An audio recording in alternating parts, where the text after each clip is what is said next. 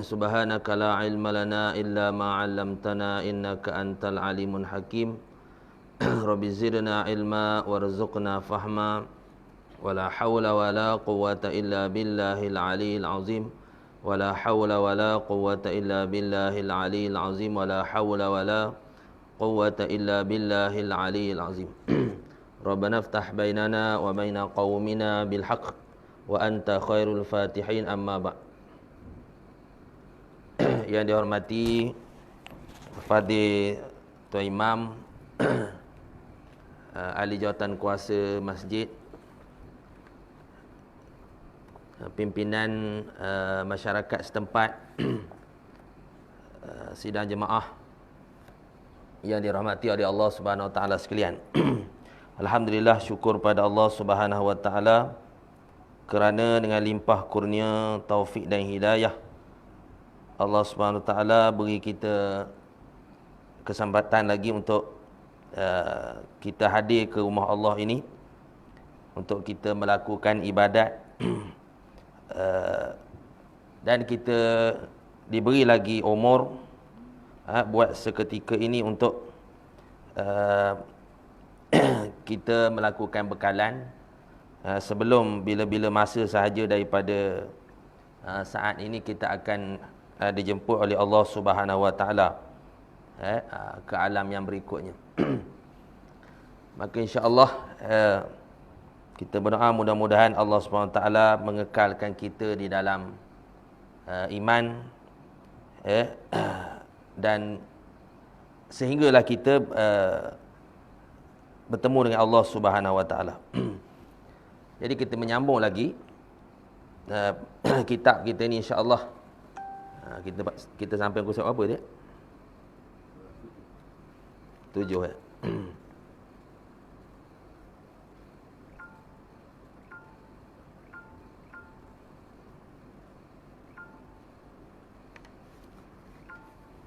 Iaitu beriman kepada kitab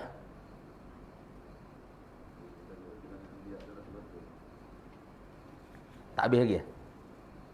Habis pakai tu ke tak? Sampai situ kan? Bilangan kitab. Okey.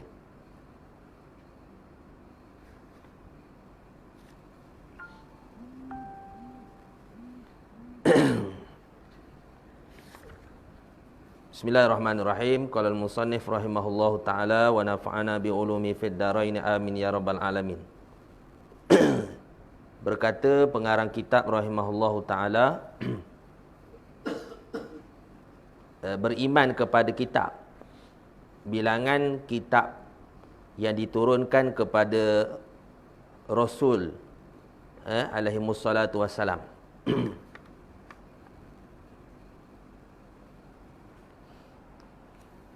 Bilangan sekalian kitab yang diturunkan dari langit itu ialah 104 buah kitab. 104 buah kitab. Kadang-kadang dia disebut sebagai suhuf ataupun disebut sebagai sahifah, yang kecil sekali sahifah lah. Kemudian disebut sebagai suhuf. Dan yang besar di antaranya itu iaitu kitab. Kitab yang besar yang diturunkan kepada Rasul, iaitulah 4 kitab yang masyhur itulah. Yang pertama Taurat, Al-Quran, Taurat, Injil dan Zabur. Jadi kita wajib beriman akan segala kitab yang diturunkan kepada Rasul-Rasul itu. Dia adalah penzahiran kalam Allah Subhanahu Wa Taala dalam bentuk kitab. Kalam Allah, dia asalnya daripada disebut kalam Allah. Jadi kitab yang diturunkan kepada Nabi Syed 50 buah. Diturunkan kepada Nabi Idris alaihissalam 30 buah. Tak apa. Diturunkan kepada Nabi Ibrahim 10 buah. Dan diturunkan kepada Nabi Musa alaihissalam sebelum diturunkan kitab Taurat 10 buah. Sekalian itu dinamakan suhuf. Suhuf. Suhuf ni maknanya helaian-helaian kecil. Helaian-helaian kecil. Adapun kitab ni dia besar. Jadi kita wajib kita tahu sajalah secara ijmali, iaitu ada bagi nabi-nabi itu diturunkan 50. Adapun nak mengetahui 50 tu apa, tidak wajiblah. Tahu kepada nabi Syed itu 50. Tak wajib tahu satu-satu. Cuma disebut berapa suhuf tu? 50 pada nabi Syed. Kemudian Nabi Idris ada 30 buah. Kena tahu gitu kan. Kemudian diturunkan kepada Nabi Ibrahim 10 buah. Kemudian Nabi Musa AS. Sebelum diturunkan Taurat pada Nabi Musa AS, diturunkan kepadanya 10 buah suhuf. Begitu je lah. Dan semua sekalian kitab diturun itu 104 buah kitab. Begitu. Jadi kitab ni adalah penzahiran daripada kalam Allah. Di sisi Imam Abu Hasan Asy'ari, dia menyebut kalam itu terbahagi kepada dua. Yang pertama kalam nafsi. Yang kedua kalam lafzi. Kalam nafsi dan kalam lafzi. Kalam nafsi maksudnya kalam yang berdiri pada zat Allah Subhanahu Wa Taala. Allah Taala Maha berkata-kata tanpa berhuruf, tanpa bunyi, tanpa suara, tanpa dengan alat. Gitu ya. Tapi Maha berkata-kata. Itu dia panggil kalam nafsi. Kalam yang berdiri pada zat Allah Subhanahu Wa Taala. Yang kedua kalam lafzi. Kalam lafzi yang kita bacakan. Kalam itu diturunkan daripada Lauh Mahfuz kepada langit dunia. Ada 7 lapis. Langit ada 7 lapis. Langit yang paling bawah itu dipanggil langit dunia. Disebut Baitul Izzah. Langit dunia disebut Baitul Izzah. Kemudian diturunkan di situ. Kemudian diturun secara beransur-ansur kepada nabi-nabi yang disebut tadi. Khusus kepada Nabi kita Muhammad SAW, diturunkan secara beransur-ansur selama 23 tahun. Sikit. Sebab itulah kalau kita melihat penurunan ayat Quran itu sangat berkaitan tentang kehidupan Nabi SAW. Apa yang berlaku pada Nabi itu adalah pentafsiran kepada Al-Quran. Sebab kita manusia biasa, kita tak tahu tafsir pada Quran.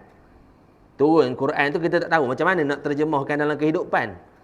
Melainkan Nabi menjadi contoh. Wa ma yantiqu anil hawa in huwa illa wahyu yuha. Nabi itu kata dia itu tidak berkata itu dengan hawa nafsunya, melainkan semua yang keluar daripada mulut Nabi SAW itu adalah wahyu daripada Allah Subhanahu Wa Taala. Begitu kan. Jadi semua itu wahyu daripada Allah. Sama ada cakap Nabi, diam Nabi, perbuatan Nabi itu adalah wahyu. Diam Nabi, Nabi diam, tapi Nabi tak larang. Itu pun menjadi sandaran hukum juga kan. Sebab tu Nabi itu diutuskan di kalangan manusia. Boleh kita ambil contoh. Cuba kalau Nabi itu diutus daripada kalangan jin, macam mana kita nak belajar? Payah nak berurusan dengan jin. Benda tak nampak. Kalau nampak mudah. Benda tak nampak. Macam ni lah COVID-19 ni. Macam mana? Tahu-tahu angka je naik. Tiba-tiba angka naik. Tapi tak nampak benda je. Samalah bermuamalah dengan jin. Kan? Benda tak nampak. Macam ada saya dengar cerita lah orang pergi berubat. Ni orang yang berubat lah. Dia kata kalau ada yang bantuan jin tu ya. Mula-mula je betul dia kata. Lama-lama dia menipu lepas tu. Lama-lama dia jadi nipu-nipu, tak boleh pakai juga. Mula-mula je betul. Itu payah kan. Sedangkan berurusan dengan manusia pun payah. Kita muamalah dengan manusia pun ada juga yang menipu dan sebagainya kan. Payah. Ini kan pula benda tak nampak. Begitu kan. Sebab itulah Nabi diutuskan di kalangan manusia. supaya kita boleh tengok macam mana maknanya pentafsiran daripada Al-Quran tu. Kadang-kadang Al-Quran tu ditafsirkan oleh ayat Quran tu sendiri. Contoh kita kata wa ilahukum ilahun wahid, dan Tuhanmu itu adalah Tuhan yang satu. Kan? Jadi macam mana tafsiran pada Al-Wahid itu, Tuhan yang satu itu? Maka tafsirannya qul huwallahu ahad. Katakanlah yang Muhammad, Allah itu Tuhan yang satu. Allahus samad. Allah tempat bergantung semua makhluk. Lam yalid wa lam yulad, yang tidak beranak dan tidak diperanakkan. Wa lam yakul lahu kufuwan ahad. Tidak ada yang setara dengan Allah SWT. Setanding dengan Allah Subhanahu Wa Taala. Kan? Begitu. Jadi ada yang ditafsirkan oleh hadis Nabi sallallahu alaihi wasallam. Dalam Quran tak dinyatakan secara jelas kaedah sembahyang kan. Maka kita nak belajar kaedah sembahyang, belajar dengan Nabi sallallahu alaihi wasallam. Nabi sebut sallu kama raaitumuni usalli. Sembahyanglah kamu sebagaimana kamu melihat aku sembahyang. Gitu kan. Dalam Quran tak ada dinyatakan secara jelas. Itu pelik tu, ada yang tak nak pakai hadis. Kalau tak nak pakai hadis, dia nak belajar sembahyang macam mana agaknya. Dalam Quran dia tak nyatakan kaifiat secara detail. Hanya disebut sujud rokok, sujud dan rokok saja. Tak disebut macam mana iktidal, macam mana bacaan satu-satu tu, mana rukun, mana maka ulama mengambil daripada tadilah sallu kama raaitumuni usalli. Sembahyanglah kamu sebagaimana kamu melihat aku sembahyang. Begitu kan. Dan itu pun kena pakai ulama juga nak tahu mana hak wajib, mana hak sunat, mana sunat abaat, mana sunat hai'ah. Kan? Nabi pun tak sebut juga rukun sembahyang 13 perkara, Nabi tak sebut juga.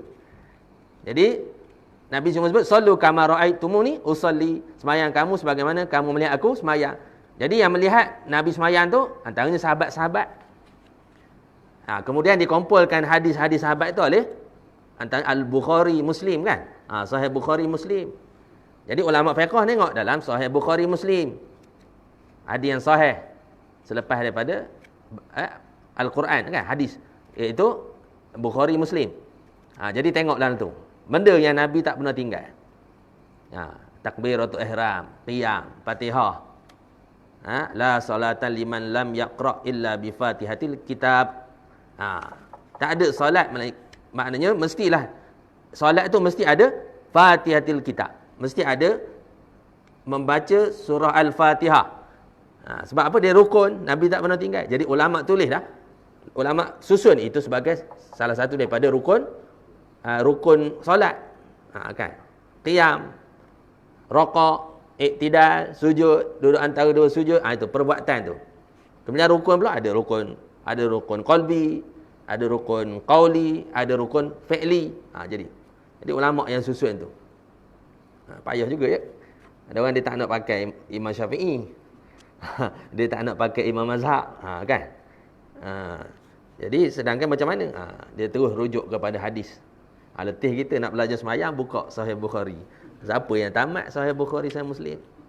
Baguslah kalau belajar, tapi bukan semua orang boleh tamat. Contohnya tafsir Quran, bukan semua orang boleh tamat tafsir Quran. Orang awam kan. Jadi ulama di karang kitab nak memudahkan kita. Sebagai contoh untuk mengenal Allah Subhanahu Wa Taala.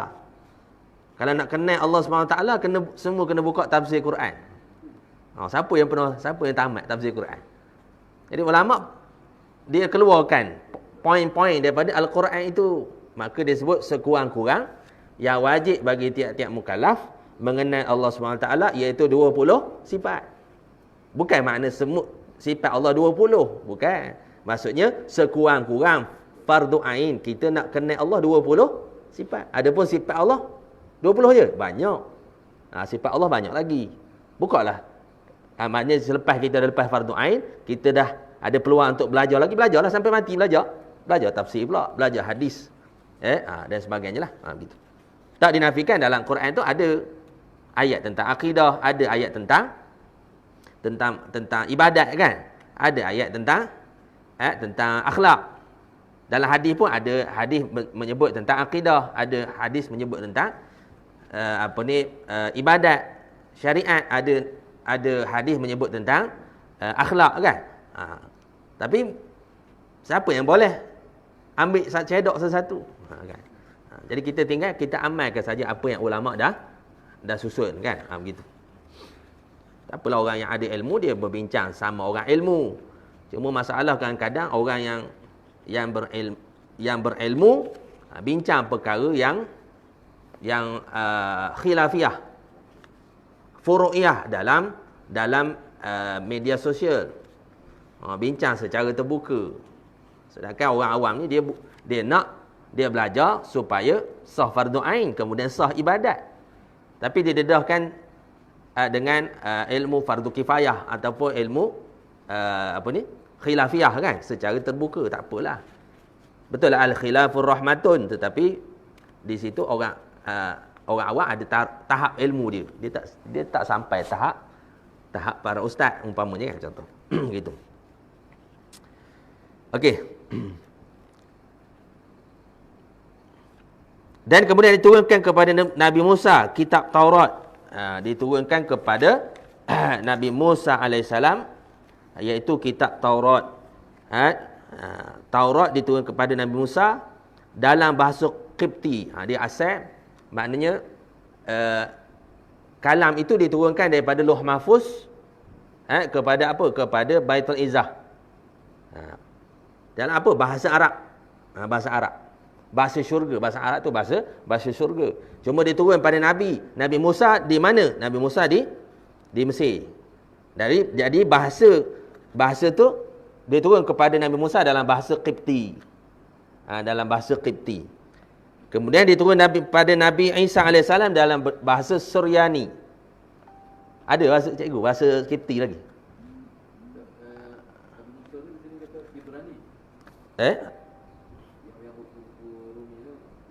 Di Ibrani. Ada mengatakan Qibti. Rasanya silap ni. Nabi Musa itu Qibti. Qibti di Mesir tu kan. Rasa. Tak apalah tu. Ya. Kemudian diturunkan kepada Nabi Musa kitab Taurat. Kitab Taurat. Firman Allah Taala dalam Quran dalam surah Al-Maidah ayat 44. Inna anzalnat taurata fiha hudan wa nura. Wa nur yahkumu bihan nabiyyu alladzina aslamu lilladzina hadu warabbaniyyu nawal ahbaru bimastuhfizu min kitabillahi wa kanu alaihi syuhada fala takhshawun nasa wakhshaw wa la tashtaru biayati thamanan qalila. Sesungguhnya kami telah menurunkan kitab Taurat yang mengandungi petunjuk dan cahaya yang menerangi. Dengan kitab itu, nabi-nabi yang menyerahkan diri kepada Allah SWT menetapkan hukum bagi orang-orang Yahudi, orang-orang Yahudi. Dan dengannya juga ulama mereka dan pendeta-pendeta mereka menjalankan hukum Allah. Sebab mereka diamanahkan memelihara dan menjalankan hukum-hukum dari kitab Allah, Taurat itu. Dan mereka pula adalah menjadi penjaga dan pengawasnya dari sebarang perubahan. Oleh itu janganlah kamu takut kepada manusia, tetapi hendaklah kamu takut kepadaku. Yakni dengan memelihara diri daripada melakukan maksiat dan patuh akan perintahku. Dan janganlah kamu membelakangkan ayat-ayatku dengan harga yang sedikit. Kerana mendapat rasuah, pangkat dan lain-lain keuntungan dunia. Ini sifat maknanya pendeta-pendeta Yahudi dulu Allah Ta'ala beri amaran dalam Quran ni supaya mereka tidak meminda ayat-ayat Allah untuk mendapat harga yang sedikit, yakni harga dunia. Harta benda dunia yang sedikit. Kan? Dalam Al-Fatihah disebut Al-Maghdub. Al-Maghdub ni maksudnya ghairil maghdub. Kan? Siratal ladzina an'amta alaihim, jalan mereka yang diberi nikmat oleh Allah Subhanahu Wa Taala. Ghairil maghdub, bukan jalan mereka yang dimurkai. Waladdallin, kedua kumpulan. Kalau kita belajar tafsir Quran, dua perkara yang asas kita nak faham pada golongan-golongan yang disebut dalam Quran. Yang pertama sekali, siratal ladzina an'amta alaihim. Iaitu jalan mereka yang diberi nikmat oleh Allah Subhanahu wa taala. Jalan mereka yang diberi nikmat oleh Allah. Siapa yang diberi nikmat? Buka dalam Quran. Buka dalam tafsir. Ayat pertama, sebab tu Fatihah disebut Ummul Kitab. Kan? Fatihah. Maknanya pembukaan kepada Al-Quran. Maksudnya intipati ayat Quran tu 30 juzuk tu terkandung dalam surah Al-Fatihah. Alhamdulillahirabbil alamin arrahmanir rahim. Itu tentang ketuhanan. Kan? Tentang ketuhanan. Buka lah. Maknanya buka tafsir tentang sifat-sifat Allah, ketuhanan Allah, rububiyah, uluhiyah, kan? Rububiyah. Kemudian Maliki Yaumiddin, beriman kepada hari akhirat. Tu. Cabang besar pada akidah, beriman kepada Allah, beriman kepada hari akhirat, asas akidah. Kemudian barulah pergi pecah pada rukun iman 6 perkara tu. Nampak tak? Pasal Allah yang beritahu semua kan tentang kiamat, Allah yang beritahu tentang kitab. Sebab kitab-kitab ni asal daripada kalam Allah, penyataan Allah. Kan? Kemudian iyyaka na'budu wa iyyaka nasta'in, itu dia panggil kehambaan ilah kita. Uluhiyah maksudnya kehambaan kita. Maksud hidup kita kerana Allah. Ibadat kita semua kerana Allah Subhanahu wa taala. Semayang kita, puasa kita, zakat kita, haji kita, buat korban kita, berjihad kita semua sekali. Berperang kita, bermasyarakat kita, bermuamalat kita, semua lillahi ta'ala. Itu dipanggil ilah. La ilaha illallah. Tiadalah ilah, Tuhan yang sebenar-benar, illallah, melainkan Allah Subhanahu wa taala. Begitu. Kemudian ihdinas siratal mustaqim, tunjuk kami jalan lurus. Itu doa kita. Doa kita. Tunjuklah kami jalan lurus. Siratal ladzina an'amta alaihim, jalan mereka yang diberi nikmat. Apa dia? Minan nabiyyin was-siddiqin wasyuhada was-salihin. Jalan para nabi, jalan siddiqin, orang yang membenarkan para nabi, syuhada was-salihin, jalan orang yang soleh. Ghairil maghdub. Jadi jalan orang yang diberi nikmat tadi, jalan orang baiklah. Ashabul Kahfi, tu orang dalam Quran tu buka tafsir. Saya sekali kena buka sambil baca Quran tu, sambil buat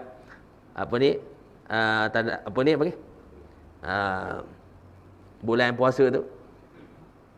Tadarus kan? Orang Kelantan panggil ceneruh. Mana sambil tu buka tafsir. Ada tafsir Quran di rumah. Tengok siapa yang diberi nikmat. Siratal ladzina an'amta alaihim. Buka Ashabul Kahfi. Kan? Ashabul Ukhdud, Ashabul Ghulam dalam Quran. Mana lagi? Orang-orang diberi nikmat, para nabi, minan nabiyyin, para nabi, kan? Disebut dalam Quran. Ghairil maghdub, bukan mereka yang dimurkai oleh Allah Subhanahu wa taala. Bukan mereka yang dimurkai oleh Allah. Yang dimurkai mengikut ulama tafsir dia menyebut iaitu golongan Yahudi. Yahudi yang ada padanya kitab. Kitab. Sebab tu disebut tadi. Dan janganlah kamu menjual, membelakangkan ayat-ayatku dengan harga yang sedikit, kerana mendapat rasuah pangkat dan lain-lain keuntungan dunia. Sebab apa? Ayat itu disebut dalam Quran, menunjukkan satu nasihat kepada kita bagi orang Islam yang ada kitab, umat akhir zaman yang ada Al-Quran pada dia, supaya jangan mengambil sebahagian daripada Al-Quran dan meninggalkan sebahagian daripada yang lain. Itu sifat Yahudi. Afatu'minuna bi ba'dil kitab wa takfuruna bi ba'd. Mereka itu beriman kepada sebahagian pada kitab, kufur pada sebahagian pada kitab. Kan? Tu.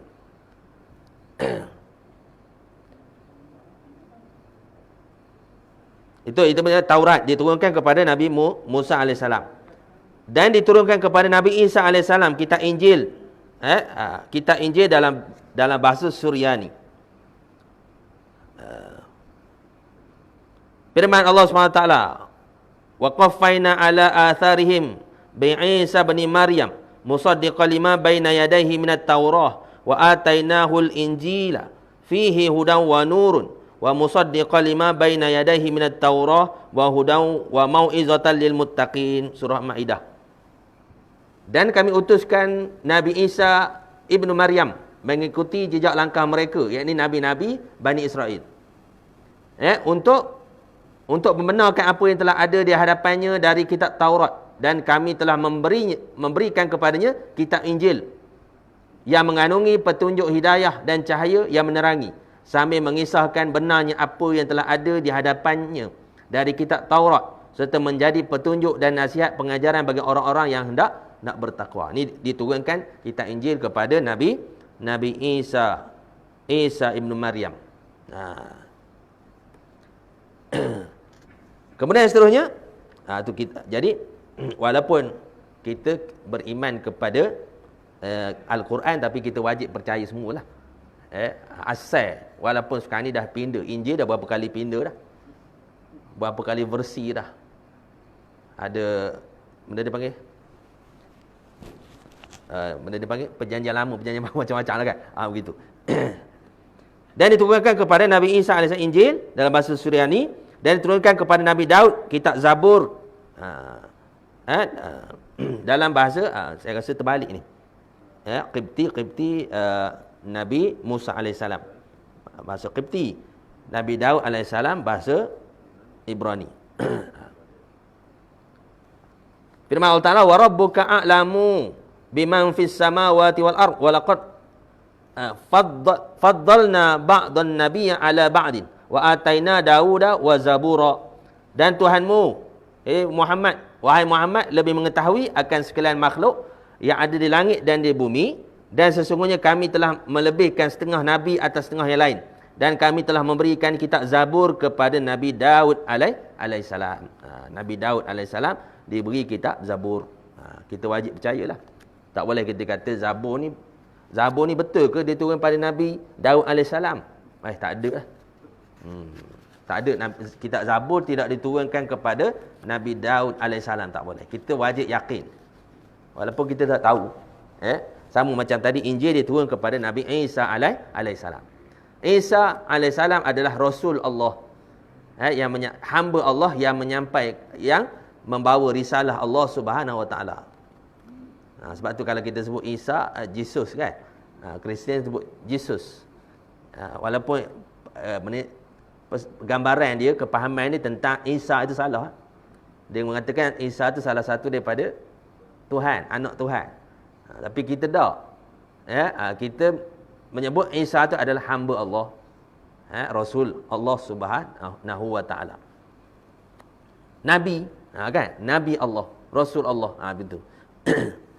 Dia tak sampai tahap. Kita Nabi tidak sampai kepada Tuhan, tahap Tuhan.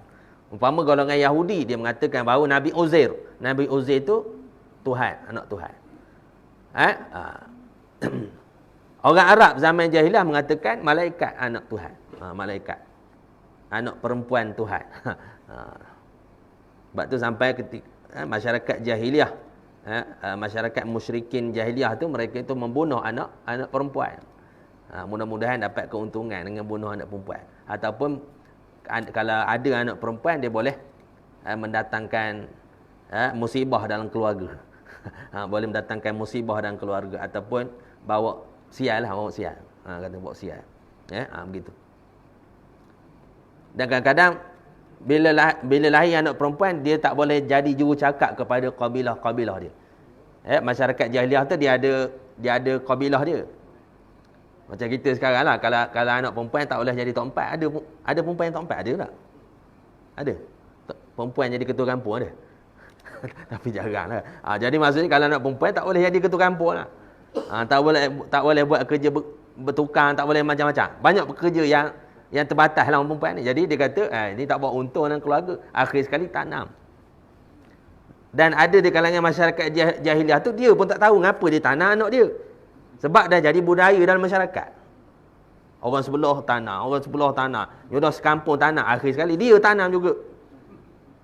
Dia pun tak tahu. Sebab apa dia tanam, dia tak tahu. Itu maknanya jahilnya. Maka ketika itu sangat berhajat kepada Rasulullah, seorang Rasul, untuk beri petunjuk. Nak beri ke arah jalan yang benar kan. Kemudian disebut Zabur. Diturunkan kepada Nabi Daud tadi, Zabur dan diturunkan kepada Nabi kita Muhammad SAW, kita Al-Quran dengan bahasa Arab. Dalam bahasa Arab. Disebut, Allah Ta'ala menyebut dalam Quran, firman Allah Ta'ala, wa anzalna ilaikal kitaba bil haqqi musaddiqan lima baina yadayhi minal kitab wa muhaiminan alaihi. Fahkum bainahum bima anzalallah wa la tattabi' ahwa'ahum amma ja'aka minal haqq. Dan kami turunkan kepadamu, wahai Muhammad, kitab Al-Quran dengan membawa kebenaran untuk mengisahkan benarnya kitab-kitab suci yang telah ada di hadapannya dan untuk memelihara serta mengawasinya, maka jalankanlah hukum di antara mereka, yakni ahli kitab itu, dengan apa yang telah diturunkan oleh Allah Subhanahu Wa Taala kepadamu, dan janganlah engkau mengikut kehendak hawa nafsu, kerana yakni dengan menyeleweng, mana menyeleweng, mengikut hawa nafsu dari apa yang telah datang kepadamu dari kebenaran. Ini memanglah golongan Yahudi ni, mereka ini ada kitab, mereka pinda kitab. Injil sama juga, pinda kitab. Pinda kitab. Apa yang menguntungkan mereka? Mereka menggunakan hukum Allah. Apa yang mengurangkan ataupun dia tak dapat keuntungan dunia, laba dunia, maka dia membelakangkan hukum Allah Subhanahu Wa Taala. Sama kita Quran, kita tengok Quran, ni kalau pakai hukum ni kan ni, kalau guna hukum ni kan ni, boleh kempeh poket ke apa? Kurang duit. Kalau khabar halal boleh dapat projek banyak. Nampak? Itu umpamanya kan. Nampak projek. Ni isu daging ni satu dia. Isu daging kan. Macam mana boleh letak halal tu? Itu tak lain tak bukan untuk apa? Untuk kepentingan duit, kepentingan keuntungan, kan? Sanggup. Sanggup walaupun tak ada kesahihan dari sudut halal daging tu. Katanya wallah lah, kita tahu masih dalam siasatan, katanya sampai dah 40 tahun dah. Ada baru tadi dia kata ada syarikat tu baru bermula 2014. Maksud belum 14 tahun lagi. Belum 40 tahun lagi, 2014. Tapi wallah alam. Tapi itulah maknanya maksudnya boleh ejah. Andai kata benda tu bertepatan dengan hawa nafsu. Itu perangai Yahudi je. Yahudi tu macam tu lah. Benda yang boleh menguntungkan dia, dia membelakangkan Quran. Kan? Contoh Quran khabar haram, dia ejah macam mana boleh jadi halal, umpama je lah. Contoh kan. Begitu. Jadi kita wajib beriman kepada kitab-kitab Allah, khususnya kitab Al-Quran. Al-Quran ni mengandungi berbagai antaranya perintah-perintah Allah Subhanahu Wa Taala. Perintah Allah, dia panggil wa'ad. Wa'ad. Kemudian ancaman. Ancaman Allah Subhanahu Wa Taala, dia panggil wa'id. Mana ancaman? Banyak dalam Quran sebut, la taqrabu zina, jangan kamu hampiri zina. Perintah banyak kan? Banyak. Ya ayyuhalladzina amanu kutiba alaikumusiyam kama kutiba alal ladzina min qablikum la'allakum tattaqun. Wahai orang beriman, diwajibkan ke atas kamu berpuasa sebagaimana diwajibkan kepada umat yang terdahulu. Itu perintah, ayat-ayat tentang perintah. Kemudian ayat-ayat tentang perkara yang wajib tentang Allah. Contohnya Allah sebut, Anallah la ilaha illa ana, kan? Aku adalah Allah. Akulah Tuhan, tiada Tuhan selain daripada aku. Maksudnya Allah menceritakan tentang wajibul wujud, menceritakan tentang diri dia. Kan? Kemudian Allah Taala menyebut tentang perkara yang mustahil. Dan waqad kafara alladziina qalu innallaha salisu salasa. Dan sesungguhnya kafirlah pada mereka yang mengatakan Allah ini salah satu daripada tiga Tuhan. Mereka yang mengatakan Allah ni salah satu daripada tiga Tuhan, maka kafirlah mereka itu. Maksudnya Allah beritahu mustahil. Mustahil ada tiga Tuhan. Kan?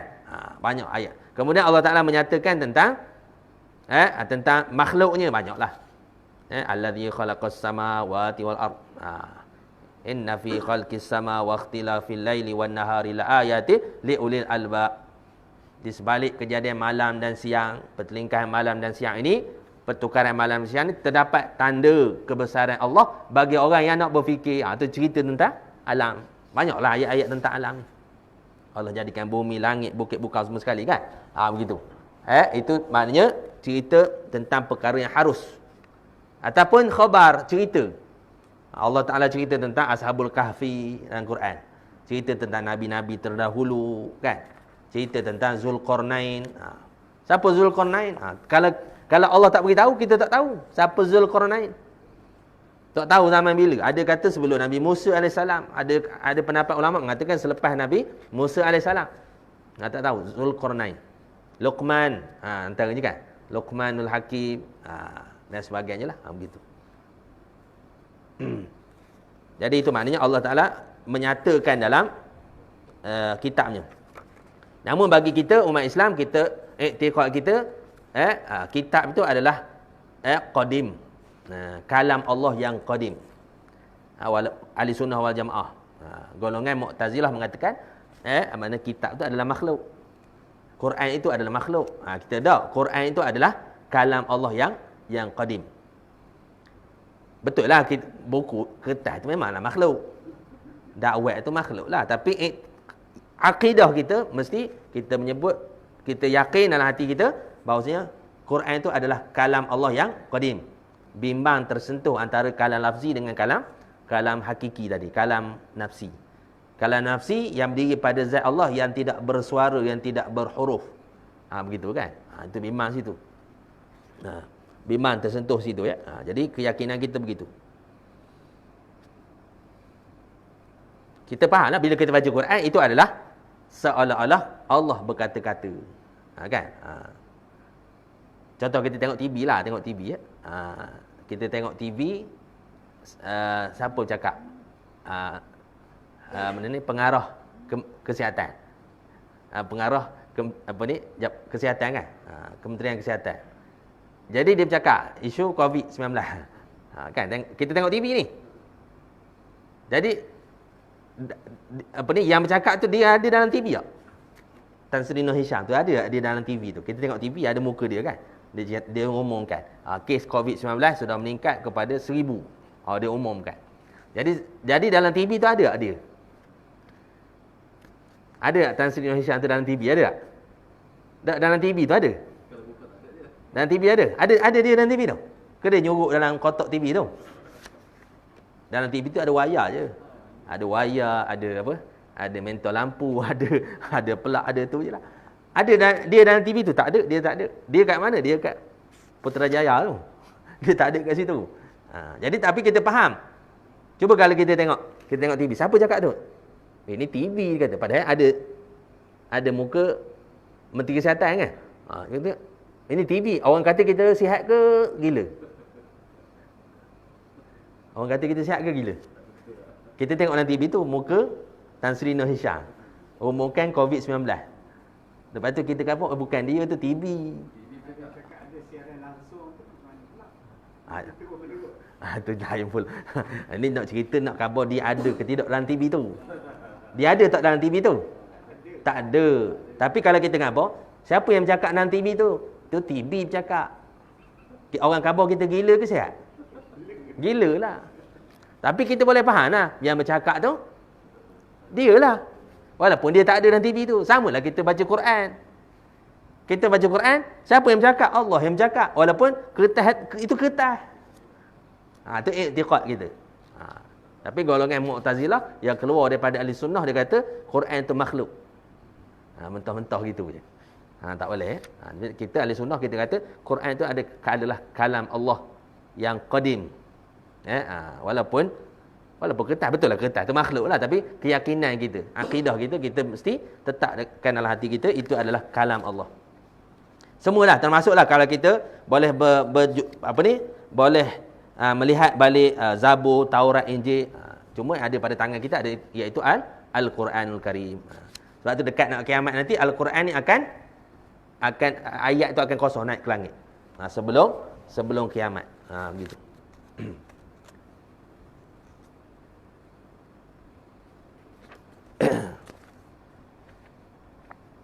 Dan dari situ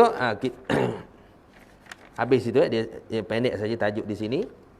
Berkenaan dengan, jadi kita wajib beriman semua sekali sekalian kitab yang diturunkan dari langit itu ialah 104 buah kitab. Jadi wajib kita meyakini. Cuma ada kitab yang cerita tentang syariat. Ada kitab yang cerita tentang nasihat-nasihat saja. Contoh kitab Taurat diturunkan kepada Nabi Musa AS. Di dalam kitab Taurat dibentangkan hukum-hukum syariat dan akidah serta keimanan yang sebenar yang diredai oleh Allah Subhanahu Taala. Syariat di dalam kitab Taurat dibawa oleh Nabi Musa AS dan disampaikan kepada umatnya selaku seorang rasul, dinamakan syariat Nabi Musa. Jadi kitab Taurat tu syariat Nabi Musa. Maknanya zaman Nabi Musa ada syariat. Sebab tu antara syariat Nabi Musa ni boleh kahwin banyak. Macam mana ya? Perempuan banyak. Laki sikit. Gitu kan? Sebab anak laki banyak yang kena bunuh. Jadi syariat dia. Untunglah zaman Nabi Musa. Kita. Kitab Injil diturunkan kepada Nabi Isa AS dan di dalam kitab Injil disebut perintah-perintah Allah Ta'ala menyuruh umat manusia mentauhidkannya dan melarang menyekutukan dengan suatu benda atau dengan makhluk-makhluk yang lain. Syariat di dalam kitab Injil dibawa oleh Nabi Isa AS dan disampaikan kepada umatnya selaku seorang rasul, dinamakan syariat Nabi Isa. Nabi Isa ada syariat dia sendiri. Cuma dekat nak kiamat esok, Nabi Isa turun. Antara 10 tanda besar kiamat sebelum berlaku kehancuran alam ini, Nabi Isa akan turun di atas dunia. Nabi Isa tak mati lagi. Kan? Nabi Isa tidak mati di palang salib. Nabi Isa diangkat oleh Allah, sekarang ni berada di langit kedua. Dekat nak kiamat esok, Nabi Isa akan turun daripada langit. Panjang cerita lah. Dia kena ceramah lain pula. Kalau nak cerita satu-satu. Nabi Isa turun bila cerita tentang alamatul kubra tu kan. Itu ada kuliah lain pula kan. Tahun depan pula. Jadi Nabi Isa turun. Nabi Isa turun esok, dia mengikut syariat apa? Dia ikut syariat Nabi Muhammad sallallahu alaihi wasallam. Mana Nabi Isa tak bawa syariat baru ataupun dia bawa syariat dia dulu dah. Kerana syariat Nabi Muhammad ni dia menasahkan syariat yang dahulu. Dia menyempurnakan syariat yang dahulu. Maknanya syariat dulu tu kira terbatal lah. Ataupun dipinda dan sebagainya lah. Kitab Al-Quran diturunkan. Itu dipanggil syariat Nabi Muhammad sallallahu alaihi wasallam. Kitab Zabur diturunkan kepada Nabi Daud alaihi salam, hanya membuatkan fatwa dan nasihat-nasihat serta peringatan-peringatan yang mesti dijalankan oleh umatnya, tidak memuatkan syariat Allah. Kitab Zabur yang diturunkan kepada Nabi Daud alaihi salam hanyalah cerita tentang nasihat-nasihat, tentang peringatan-peringatan. Dia tidak menggunakan syariat yang baru. Maksud dia guna syariat Nabi yang terdahululah. Dia guna syariat Nabi yang sebelumnya. Hanya diperintahkan oleh Allah SWT mengikut syariat diberi oleh Nabi Musa. Sebab Nabi Daud, Nabi Musa ni kan dia sezaman kan. Musa dan Daud. Nabi Musa dan Daud alaihissalam. Jadi guna syariat Nabi Musa alaihissalam. Gitu. Jadi insya-Allah akan datang kita sama pula lah. Beriman kepada malaikat. Beriman kepada malaikat. Walaupun pendek tapi huraiannya dia kena ada kuliah sekali lagi lah esok insya-Allah. Jadi kesimpulan kita kena yakinlah, tak boleh ragu kepada kitab-kitab Allah. Yakin macam mana? Yakin dengan jazam. Bab akidah ni mesti kita yakin dengan jazam, bulat, mengaku putus dalam hati kita tentang kitab-kitab Allah Subhanahu Wa Taala. Siapa yang menafikan salah satu daripada kitab Allah, maka kufur wal iyaz billah min zalik. Contoh kata Zabur, ada Zabur? Tak ada Zabur. Sedangkan ada dalil Quran. Maksudnya kalau dia menafikan Zabur, menafikan Taurat, menafikan Injil, maka dia menafikan ayat Quran yang cerita tentang Zabur, Taurat, Injil tadi. Dia nafikan Quran. Maka nafikan satu huruf daripada Quran, kafir. Kafir ya. Keluar daripada Islam. Kan? Cuma kalau kita kata Injil sekarang ni tak boleh pakai dah, Bible itu tak apa, tahan lagi. Tapi Makna asal Injil itu tak boleh kita nafikan. Begitu kan? Begitu. Habis itu ya. InsyaAllah sebelum habis kita kita sambung sikit hadis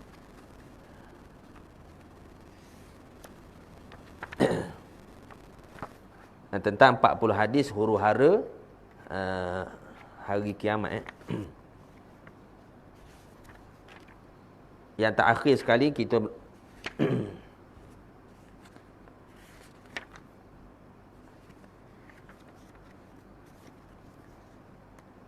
saya rasa kita baca hadis tentang manusia berjalan, 3 keadaan manusia yang berjalan di padang mahsyar tu kan.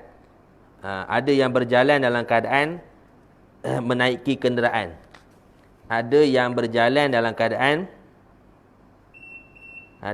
mereka itu berjalan dengan kepala ke bawah, kaki ke atas. Ada yang berjalan dalam keadaan berjalan kaki. Begitu. Jadi insya-Allah kita menyambung sikit hadis yang keempat. Daripada 40 hadis huru-hara kiamat, iaitu manusia dihimpunkan dalam keadaan bogel, dalam keadaan tidak berpakaian di padang mahsyar. Ani bin Abbas radhiyallahu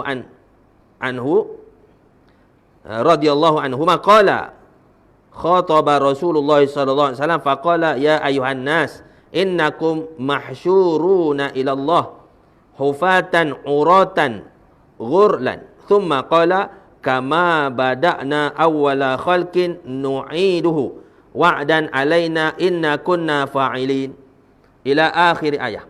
Ni daripada surah Anbiya, panjang ayat ni. Qala ala wa inna awwalal khalaiqi yuqsa yaumal qiyamah Ibrahim ala wa innahu yuja'u birijalin min ummati fayu'khadhu bihim dhata shimal fa'aqulu ya rabbi usayhabi fayuqalu innaka la tadri ma ahdasu ba'daka fa'aqulu kama qala abdus salihu wa kuntum alaihim syahida ma dumtu fihim falamma tawaffaitani kunta anta raqiba alaihim wa anta ala kulli syai'in syahid fayuqalu inna haula ilam yazalu murtaddin ala aqabihim mundu faraqtahum. Daripada Ibnu Abbas radhiyallahu anhu, beliau berkata Rasulullah SAW berkhutbah, lalu baginda bersabda, wahai sekalian manusia, sesungguhnya kalian dikumpulkan menuju Allah SWT dalam keadaan tidak memakai kasut, bertelanjang dan tidak berkhotan.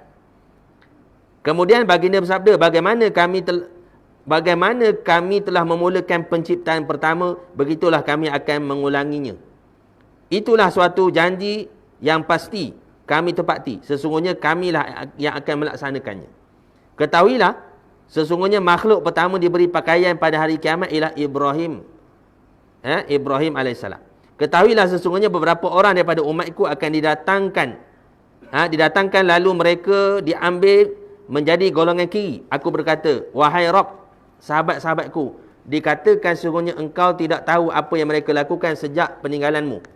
Lalu aku mengucapkan seperti perkataan seorang hamba soleh, aku menjadi saksi ke atas mereka selagi aku bersama mereka. Namun tatkala engkau wafatkan aku, engkaulah yang akan mengawasi mereka dan engkaulah yang maha menyaksikan terhadap segala sesuatu.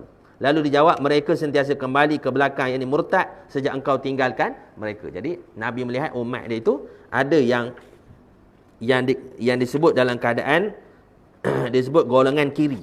Golongan kiri iaitu golongan yang berpaling setelah daripada kewafatan Rasulullah SAW. Jadi Allah berkuasa. Jadi bila dibangkitkan manusia di padang mahsyar nanti dalam keadaan tidak berpakaian. Tidak berpakaian disebut.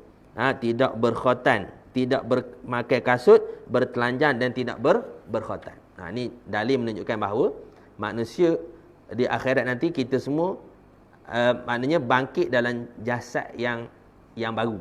Jasad yang baru. Adapun roh tak binasa. Roh ni tidak mana kekal selama-lamanya. Roh antara perkara yang kekal. Dia panggil Baqa aridi maksudnya setelah Allah cipta, dia tidak akan binasa selama-lamanya. Yang binasa adalah jasad kita. Jadi bila bangkit di akhirat esok, jasad baru pula. Jasad baru akan tumbuh, kemudian ditiupkan semula roh pada jasad. Jadi bangkit semula itu dalam keadaan tidak berkhatan. Memanglah. Jadi Allah kata, sebagai mana kami menciptakan mula kamu seperti itu, begitu juga kami menciptakan semula kamu seperti itu. Maksudnya dalam keadaan tidak berpakaian. Begitu kan? Seumpama budak-budak lah.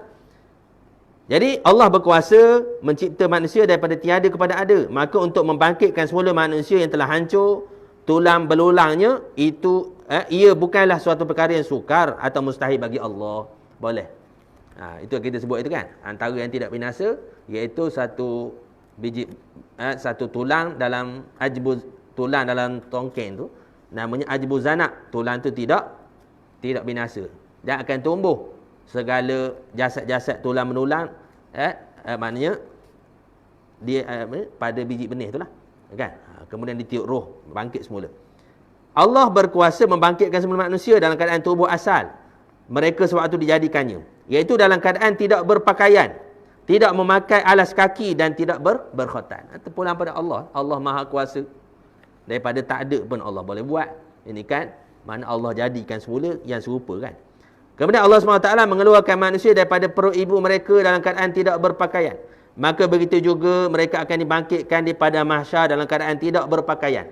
Bahkan Allah SWT akan mengembalikan semula anggota tubuh yang telah terpotong ataupun terputus, termasuk kulit kemaluan kuluk yang dipotong ketika seorang tu dikhotankan. Kuluk balik. Bangkit mahsyar, kuluk balik. Tu Aisyah tanya, malu tak malu tak? Tak ada cara korang lah. Masing-masing takut pada Allah Subhanahu Wa Taala. Atas dunia jangan buat gitu. Kan orang kamu tak gila ke benda ke? Jangan buat gitu. Alang kita nampak kau mencari. Ini kan duduk tengah padang. Boleh gitu lagilah pulaknya. Kan? Orang yang pertama akan diberi pakaian ialah Nabi Ibrahim, diikuti oleh Nabi Muhammad sallallahu alaihi wasallam. Baginda akan menyampaikan syafaat kepada sesiapa yang diizinkan oleh Allah SWT untuk menerimanya dan memberi minum air daripada telaga Kausar. Syafaat yang paling besar iaitu syafaatul uzma, iaitu bermulanya hisab. Tak mula lagi, beratus-ratus tahun tak mula lagi. Di pada mahsyar itu, sehinggalah Nabi sallallahu alaihi wasallam berdoa, maka ketika itu mulalah mahkamah Allah Subhanahu Wa Taala. Sikit lagi 5 minit. Lepas Nabi berdoa, Nabi duduk di bawah aras, Nabi sujud pada Allah Subhanahu Wa Taala. Kan? Kemudian diminum satu telaga nama telaga Kausar. Telaga Kausar ni siapa yang minum dia tidak akan haus selama-lamanya. Rasulullah SAW akan mengenali umatnya berdasarkan cahaya yang terhasil daripada kesan mengambil wuduk. Ni kita tahulah. Cahaya itu akan kelihatan pada anggota badan umat baginda yang biasa mengambil wuduk. Terutama lebihkan. Sebab tu masa kita ambil wuduk tu, kita sunat lebihkan sikit daripada gurrah ni, pada sempadan. Ambil lebih. Kalau tangan ni lebihkan sikit sampai ke lengan sikit kan. Kalau muka ni lebihkan sikit sampai ke atas.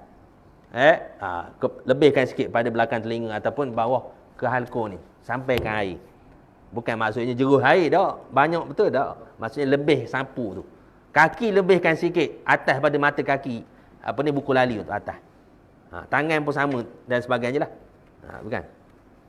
Lepas tu sunat juga kita lebihkan daripada kepala ni, walaupun dalam mazhab Syafi'i kurang selai pun tak apa dah. Tapi sunat walaupun wajib selai, tapi sunat juga maknanya ratakan air. Kalau malas cabut serban ke apa, sapu atas kepiah tak apa juga. Sapu atas kepiah. Tapi janganlah curuh air atas kepiah. Azal tak boleh pakai pula. Jadi maksudnya sapu je, sapu ambil sunat. Sebaiknya buka semua, sapu atas kan. Gitu.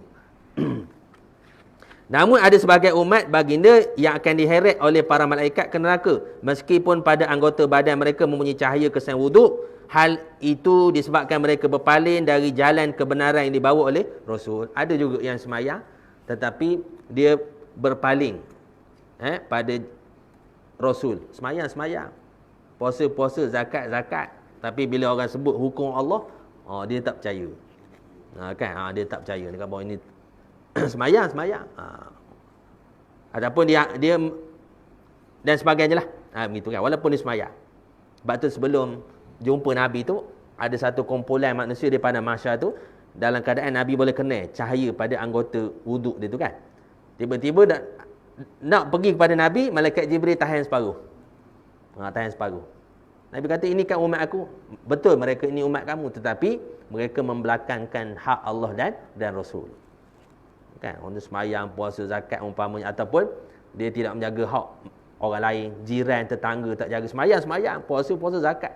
Tapi kedekut nak mampu kan? Dengan anak isteri kedekut, dengan jiran-jiran, binatang-binatang tak jaga, kan? Haiwan ternakan, ayam habis berak lambai rumah orang, kan? Jadi mana tak jaga, itu banyak perkara. Kadang-kadang begitu. Semayang, kan? Dan sebagainya. Jadi pengajaran pada hadis, setiap manusia akan dihimpunkan dalam keadaan asal mereka, iaitu tanpa pakaian, alas kaki dan tidak berkhotan, dalam keadaan berkuluk. Kemudian yang kedua, Allah SWT berkuasa mengembalikan ciptaannya yang sudah berubah bentuk atau hancur lebur, seperti kekuasaannya mencipta pada kali pertama, menciptakan semula, iaitu sesuatu yang mudah bagi Allah. Mati kena bom, hancur. Besar ni je daging, Sinci daging. Akhirat esok tumbuh balik. Itu tak mustahil bagi Allah. Jangan kita kata orang ni mati benda, mati lemah, tak jumpa. Cari-cari tak jumpa. Esok tak jumpa dah akhirat. Ada Allah Taala bangkit semula, sama saja. Tak kira apa keadaan mati sekalipun. Golongan yang sentiasa berwuduk dan solat akan mudah dikenali oleh Nabi Muhammad sallallahu alaihi wasallam berdasarkan cahaya pada anggota badan yang dibasahi wuduk. Sebab itulah kita kena lazimkan kita berwuduk. Kalau boleh jangan tinggal wuduk. Wuduk ni dia boleh bersihkan hati, boleh antara fadilatnya iaitu dia boleh menghapuskan dosa-dosa kecil. Dosa-dosa kecil, kan? Sambil pergi masjid tengok nampak janda orang, kan? Nampak dosa kecil. Kan? Jadi bila ambil wuduk, gugur sikit, kan? Gugur. Dosa besar tak dapat. Dosa besar kena taubat nasuha. Mencuri, menipu, berzina dan sebagainya kena taubat nasuha. Tapi kalau dosa kecil, umpamanya memandang aurat dan sebagainya, maka boleh dihapuskan dengan dengan wuduk, umpamanya dengan sembahyang, solat Jumaat. Solat Jumaat, antara satu Jumaat ke Jumaat lain, dia akan menghapuskan dosa di antara dua Jumaat itu. Boleh menghapuskan dosa di antara dua Jumaat. Sebab tu kita kena lazimkan. Sayyidina Bilal, amalan dia wuduk. Dia lazimkan berwuduk, kemudian dia semayang sunat wuduk. Dalam malam Isra Mi'raj tu, Nabi SAW dengar tapak kaki Sayyidina Bilal di dalam syurga. Lalu tanya kepada Bilal, apa amalan kamu Bilal? Okay? Apa amalan kamu? Aku selalu melazimkan berwuduk dan aku semayang sunat wuduk. Walaupun Nabi tak suruh. Itu perkara bid'ah pertama yang dilakukan oleh para sahabat. Kadang-kadang kita benda-benda baik bid'ah terus. Kan? Jadi Sayyidina Bilal buat perkara Nabi tak suruh. Begitu kan? Antara contohnya doa iftitah kan. Asalnya wajjahtu wajhi hiya lillazi fataras samawati wal ardh. Tapi ada sahabat belakang ketika Nabi sembahyang ada baca Allahu akbar kabira walhamdulillahi katsira wa subhanallahi bukratan wa asila. Wajjahtu wajhi, barulah masuk pada ayat biasa kan. Jadi Nabi tengok, siapa baca tadi? Lalu lepas sembahyang, aku melihat malaikat turun daripada langit nak beri banyak fadilat.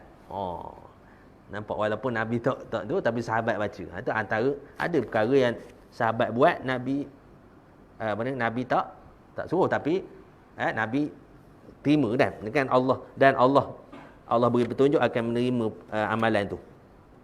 Yang keempat, orang yang berpaling daripada kebenaran sama ada murtad ataupun melakukan bid'ah yang tercela akan terhalang daripada syafaat Nabi sallallahu alaihi wasallam dan daripada meminum air telaga Kautsar wal iyazubillahi min zalik. Jadi kita ikutlah ajaran Al-Quran dan sunnah Rasulullah SAW secara menyeluruhnya supaya kita terselamat di akhirat kelak daripada kita itu golongan dipanggil golongan kiri. Kan? Begitu. Jadi insya-Allah cukup sekadar itu malam ni, insya-Allah mudah-mudahan Allah SWT memberi taufik dan hidayah kepada kita, memberi ilmu yang bermanfaat kepada kita insya-Allah. Jadi mohon maaf jika ada terlanjur perkataan dan sebagainya. Jadi kita tangguh dengan tasbih kifarah dan surah Al-As. Subhanakallahumma wa bihamdika asyhadu an la ilaha illa anta astaghfiruka wa atubu ilaik. Bismillahirrahmanirrahim. Wal 'asri innal insana lafi khusr illa alladhina amanu wa 'amilus solihat wa tawasaw bil haqqi wa tawasaw bis sabr. Wallahu a'lam. Assalamualaikum warahmatullahi wabarakatuh.